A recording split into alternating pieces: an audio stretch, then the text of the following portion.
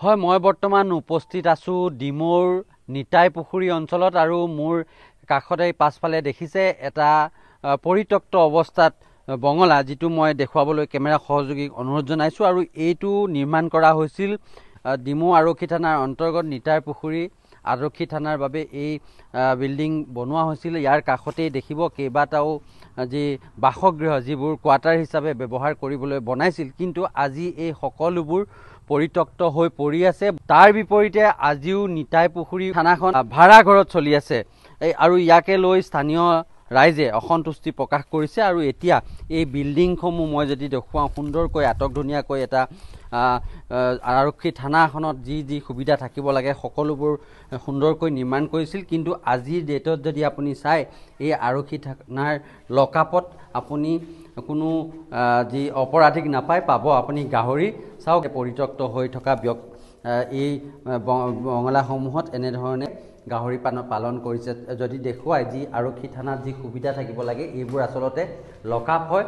সুন্দৰকৈ বহুত মজবুতকৈ নিৰ্মাণ কৰা হৈছিল। 3টাকৈ লকআপ আৰু আৰক্ষী বিষয়াৰ বাবে কোঠা, সকলোবোৰ সুবিধা ইয়াতে থাকিব পৰাকৈ এখন আৰক্ষী থানাত যি থাকিব লাগে সকলোবোৰৰ বাবে এই আৰক্ষী থানাখন নিৰ্মাণ কৰিছিল। যদিও কি পৰিস্থিতিত, কি ৰহস্যত আজিৰ তাৰিখতো কিন্তু নিতাই পুখুৰী আৰক্ষী থানাখন এটা ভাড়াঘৰৰ পৰা পৰিচালিত হৈ আহিছে।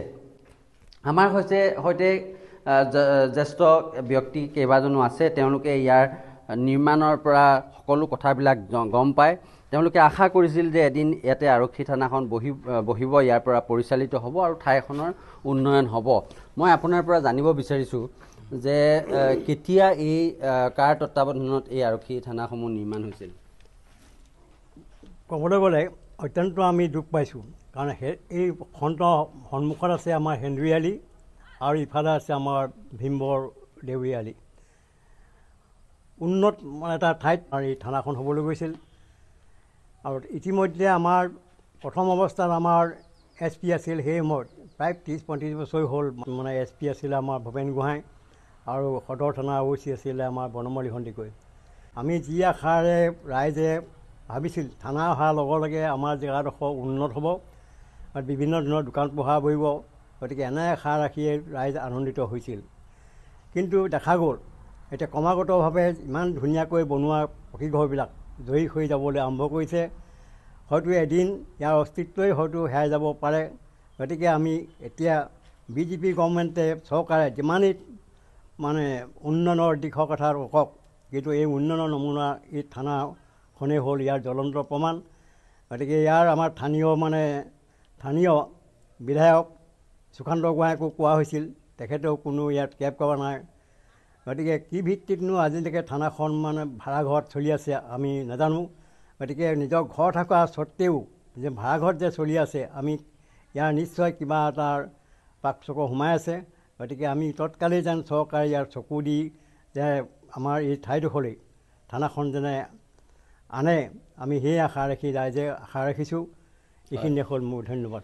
এটা কথা ক'ব লাগিব যে এই থানাখন বনাবৰ কাৰণে ৰাইজে ছবিঘাকৈ মাটি তেওঁলোকে দান বৰঙণিৰে এই থানা বিল্ডিংসমূহ বনাইছিল। কিন্তু আজিও নিতাই পুখুৰী আৰক্ষী চকীটো এটা জহি খহি যোৱা ভাড়াঘৰত চলি থকা দেখিবলৈ পোৱা গৈছে। তাৰ বিপৰীতে তেওঁলোকৰ নিজৰ মাটি আৰু বিল্ডিং থকাৰ পাছতো আৰক্ষী থানাখন কিয় এটা ভাড়াঘৰত চলাই থকা হৈছে তাক লৈ যথেষ্ট ৰহস্য আৱৰ্তত আছে।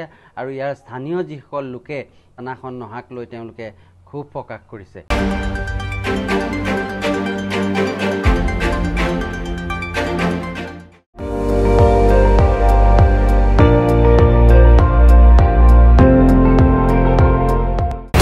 আপুনি চাই আছে ND24, সৰ্বশ্ৰেষ্ঠ নহয় সৰ্বোত্তমৰ দৌৰ।